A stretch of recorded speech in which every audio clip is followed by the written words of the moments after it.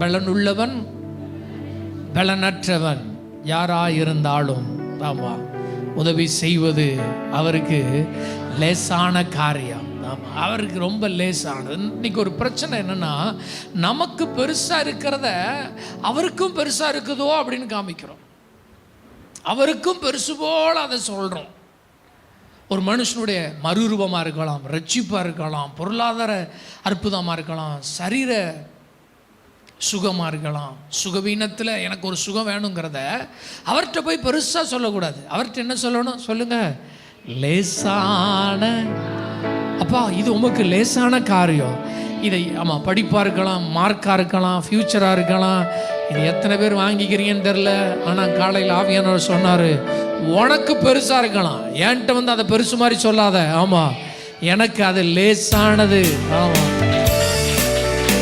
நீ பலனுள்ளதாக இருக்கலாம், நீ பலவீனமாக இருக்கலாம். ஆமாம், பலமுள்ளவனுக்கு ஆகிலும் பலனற்றவனுக்கு ஆகிலும் ஆமாம் உதவிகள் செய்வது தேவனுடைய பார்வையில் லேசா. அவர் பெரியவர் பெரியவர் பெரியவர் பெரியவர்னு உயர்த்த உயர்த்த தேவைகள் எல்லாம் சின்னதாக தெரியும், பிரச்சனை எல்லாம் சின்னதாக தெரியும், மனுஷிக வல்லமையெல்லாம் சின்னதாக தெரியும்.